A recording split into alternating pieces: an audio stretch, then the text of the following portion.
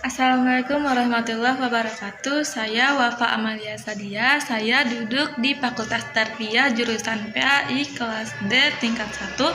Saya di sini akan memberikan sedikit penjelasan materi mengenai sistem pendidikan Islam di Indonesia. Sebelumnya, saya di sini akan membahas apa itu sistem. Sistem adalah sekumpulan yang bekerja sama dengan ketentuan aturan yang sistematis dan terstruktur untuk membentuk satu kesatuan yang melaksanakan suatu fungsi agar tercapainya suatu tujuan tertentu. Sedangkan pendidikan Islam adalah upaya sadar dan terencana dalam menyiapkan peserta didik dalam hal mengenal, memahami, menghayati, mengimani, dan bertakwa kepada Allah sehingga dapat berakhlakul karimah. Nah, di sini akan dibahas lebih lanjut tentang sistem pendidikan Islam di Indonesia. Sistem pendidikan Islam merupakan suatu aturan dan komponen yang saling berkaitan satu sama lain dalam proses pembelajaran dengan mengarah kepada pembentukan karakter anak didik dalam memperbaiki akhlak secara terstruktur baik dalam materi ajar supaya tercapainya tujuan tertentu, baik tujuan individu maupun dari sekolah itu sendiri. Korelasi sistem pendidikan Islam dengan Sisdiknas. Sebagai suatu negara yang memiliki sistem, Indonesia juga mengatur bagaimana pendidikan masyarakat diatur sedemikian rupa sehingga tercapainya tujuan negara sekaligus tujuan pendidikan itu sendiri. Sistem pendidikan nasional di Indonesia yang terumuskan dalam Undang-Undang Nomor 20 Tahun 2003 menjabarkan secara konkret bagaimana pendidikan nasional dijalankan, termasuk di dalam juga berkaitan dengan pendidikan Islam.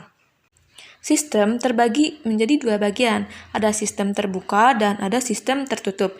Sistem terbuka, pendidikan Islam terkait dengan sistem yang ada dalam masyarakat, semisalnya sistem ekonomi, sistem budaya, sistem politik, dan teknologi.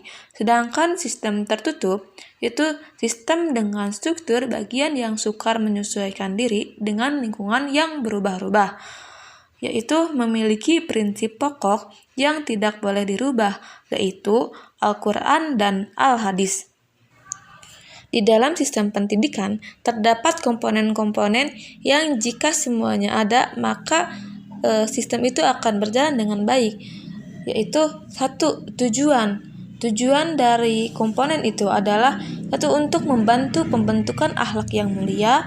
Yang kedua, persiapan untuk kehidupan dunia dan akhirat. Yang ketiga, menumbuhkan ruh ilmiah. Yang keempat, menyiapkan peserta didik dari segi profesional. Yang kelima, persiapan untuk mencari rezeki. Dan tujuan yang utama yaitu supaya mengantarkan atau menjadikan manusia menjadi khalifatul ad yang mampu mengaplikasikan siswa berakhlakul karimah. Komponen yang kedua yaitu materi atau kurikulum. Kenapa harus ada materi atau kurikulum? Karena guru akan terbantu dengan adanya kurikulum dan mereka akan dapat mengajar dengan mengikuti struktur yang telah dibuat dalam menyampaikan materi maupun evaluasi yang akan dilakukan terhadap peserta didik nantinya. Komponen yang ketiga yaitu media yang berfungsi sebagai sarana untuk menyelesaikan keterbatasan pada alat indera, ruang, dan waktu. Oleh sebab itu, adanya media membuat semua masyarakat mudah memperoleh informasi. Hal ini dikarenakan sudah banyak media yang bisa membantu kita untuk memberikan informasi dan menerima informasi. Komponen yang keempat yaitu metode.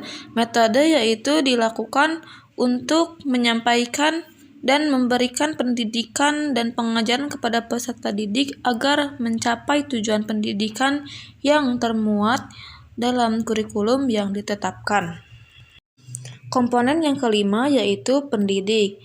Tugas pendidik yaitu sebagai pengajar, sebagai edukator, sebagai pemimpin, dan pendidik ini posisinya sebagai orang dewasa yang menentukan perannya pendidik yang harus mencontohkan perilaku yang sesuai pelajarannya kepada peserta didik.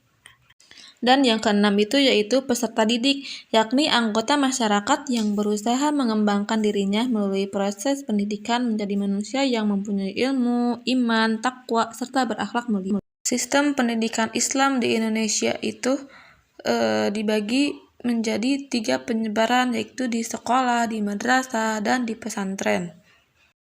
Sekolah menitik beratkan kepada pendidikan formal. Di sekolah, prosedur pendidikan telah diatur sedemikian rupa. Mata pelajaran yang diakui pendidikan agama sebagai salah satu pelajaran yang wajib diberikan pada tingkat dasar sampai perguruan tinggi. Yang kedua, madrasah. Madrasah adalah lembaga pendidikan yang menjadikan mata pelajaran agama Islam sebagai mata pelajaran pokok. Sistem dan isi madrasah diupayakan adanya penggabungan antara sistem pesantren dan sekolah umum. Yang ketiga yaitu pesantren. Pesantren sebagai salah satu lembaga pendidikan Islam tertua di Indonesia yang lahir dan berkembang semenjak masa-masa permulaan Islam datang ke Indonesia. Tipologi pesantren bisa dibedakan menjadi 3. Ada salafiyah, tradisional, ada khalifiyah, modern, dan terpadu. Sekian dari pembahasan yang dapat saya sampaikan. Mohon maaf apabila banyak kesalahan dari pengucapan. Billahi taufiq wal hidayah. Wassalamualaikum warahmatullahi wabarakatuh.